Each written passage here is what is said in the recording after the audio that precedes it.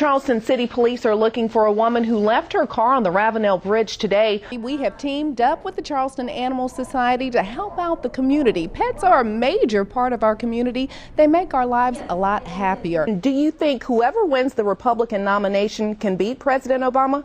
I wouldn't bet on either side right now, Aisha. Oh, my aching back. It's a common complaint. With a go-go lifestyle, a lot of us can abuse our backs, which can eventually lead to serious discomfort. And 1 Billion Rising, it's all about stopping violence against women as well as girls. And this group is not the only group. Groups across the world are coming together on this day, the 14th of February, to end violence. In the afternoon health watch, almost everyone has experienced brain freeze at one point or another. The acute pain brought on from eating ice cream or having an ice cold drink. Thanks for joining us today. I'm Bill Sharp. And I'm Aisha Tyler. Video out of Florida after a plane makes a crash landing on the highway. And our Mark Davenport is live in the Horseshoe at MUSC. Mark, most of the students had no idea where they were going to be going up until the last minute. Jourdain says she talks to women on a regular basis about how important it is for them to protect themselves. She says basic judgment and instinct will always trump over gadgets. Good evening. I'm Aisha Tyler in for Raphael and Kiki. Thanks for joining us for the hour-long News at 10. Before we went to the shelter, we stopped off at a convenience store where quite a few residents were gathered around there talking. Nicole Johnson joins us now live from James Island Charter High School, where students started drills about an hour ago. Nicole? Well, sunny and warm outside this afternoon, still waiting for a taste of fall. Let me hear that again. That's what, I'm still waiting. That's what Bill would say. That's what Bill Walsh would say. This is Live 5 News. Good afternoon and thank you for joining us. I'm Aisha Tyler. Bill Sharp has the afternoon off. New in our crime alert, Charleston City Police say they used a baseball bat in their fist to rob 2 people outside the Outback Steakhouse on Sam Rittenberg Boulevard, but the suspects, they didn't get too far. Police reporter Harv Jacobs is live in our news center. Harv, investigators say a witness knew 2 of the suspects and where they live. Aisha, back to you. And you said a baseball bat. They used a baseball bat. That's what police say. Wow. Thank you, Harv. A judge set bonds of $200,000 for each suspect on the armed robbery charge. Nelson is also charged with assault and battery. The cause of a church fire in North Charleston still under investigation. It happened Friday at a building connected to Faith Church on Landing Parkway. In the last hour, we checked with firefighters, and they say the church's insurance company must survey the damage first before they investigate any further. No one was injured, but firefighters say there was significant damage to the building. Firefighters in Goose Creek say they don't know what started a fire at a mobile home on Oakside Drive. The home suffered heavy damage. 3 people live in the house, but they were not home at the time and no one was injured. Investigators say they do not have a cause at this time. A moment of silence held for a Kingstree Middle School student killed in a wreck in Kingstree. Diavia McCrae died Saturday on the scene. He was a 6th grader and played football with the Recreational League. He died Sunday morning at MUSC. 2 other students from Kingstree High are in the hospital. We had another bright, sunny afternoon. Blue skies as you look over the Double Diamonds. Pretty picture out there, but don't let the sunshine fool you. It's still chilly outside. Chief Meteorologist Bill Walsh, he's live in the Storm Center. Bill, another cold night ahead. Get your weather forecast anytime you need it. Just head on over to live5news.com and click on the weather tab at the top of the page. In today's big stories, crews began demolishing the home on the site of a freak sinkhole.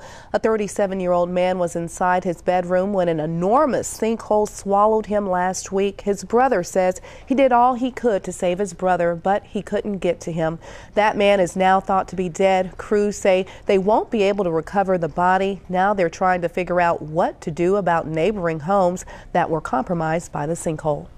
A heartbreaking ending to what was already a horrible story. A baby delivered alive after a hit-and-run car crash in New York has now died. The baby's expectant parents were both killed in the crash. Police say the mother wasn't feeling well and her husband was taking her to the hospital Sunday morning. A BMW crashed into them. The driver took off. Police are still searching for the suspect. A California 911 operator tries to get a nurse to perform CPR on a resident at a senior home, but the staff, they refused. The 87-year-old woman died. The 911 tape is shocking to listen to. The woman collapses and needs help. You can hear a woman claiming to be a nurse refusing to even try to give the woman CPR because of the facility's policies. The director of the facility says they do not provide medical care and says residents know that before they move in. We did some research, and if a similar incident were to happen here, by law, a person could provide emergency care and would not be held accountable if the person were to die as a result. 12 former members of the Florida A&M University band now charged with manslaughter in the 2011 hazing death of a drum major. 10 of the members were charged last May with felony hazing and the death of 26-year-old Robert Champion, but today prosecutors upgraded the charges to manslaughter. Champion died back in November 2011 after he collapsed after what prosecutors say was a beating during a hazing ritual.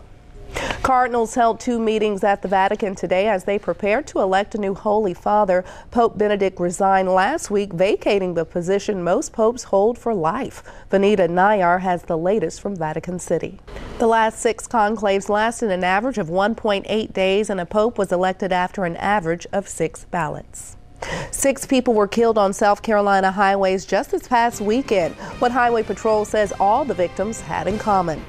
There's new information about why some people may develop an eye disease that can cause blindness. A group of international researchers found 7 new areas on chromosomes associated with age-related macular degeneration. The eye disease is a leading cause of blindness. Researchers hope pinpointing specific genes will make it easier to determine what triggers the disease. There's a good story to be heard where you live as the Charleston Tells Storytelling Festival. It's kicking off this weekend. It's the first of its kind here in Charleston, and Cynthia Bledsoe with the Charleston County Public Library, she's here to tell us more. How are you, Cynthia? I'm great. How are you? A split-second win, a bus on the loose, and some seriously angry birds. It's the latest video's gone viral, and it'll make you say what? Burden. Well, Debbie Chard has a look at more stories that we're working on starting at 5 o'clock.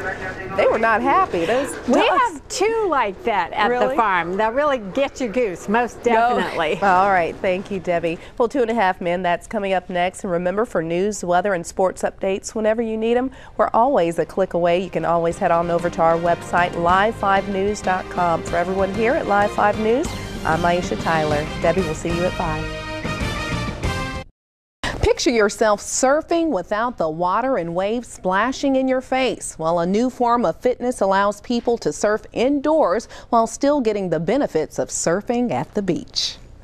Side to side, let your hips loose. It might not have you saying cowabunga, but it will definitely get you in shape. It's called Surf Set Fitness, a unique workout that combines both fat-burning moves and core training on a specialized surfboard meant to mimic riding the waves. People who love spinning and running like I do, getting on here and working hard is a whole different kind of cardiovascular workout. It's awesome. And paddle. The 45-minute workout packed with upbeat music has you lunging, squatting, and paddling on your board. It was definitely a fun challenge for both me and my intern, Shay, as well as first-timers like Aaron Brown. You are smiling the whole time. It's a great workout. You don't even realize how hard you're working out. Keep it going, keep it going, keep it going, keep it going. Trainer Jennifer Pendergrass has been surfing since she was a young girl. She says this workout is as close as it gets to the real deal. Everybody gets a great workout and it's still specialized to them. The best training for surfing is surfing. This is the next best thing. The moderate to high intensity class is meant for people of all ages and abilities. To the side. From the beginner to athletes, Surf Set Fitness has something for everyone. Pendergrass says the class helps not only pack a punch to your abs, but also with your overall coordination and balance as you try to stay put on the board. The next morning after you work out, you feel things that you didn't even realize that you owned. Hips, shoulders, and in a good way, Childhood obesity has more than doubled in children and tripled in adolescents in the past 30 years. That's according to the CDC. So to try and curb those figures, MUSC Children's Hospital has been working to reshape the future of local children's health.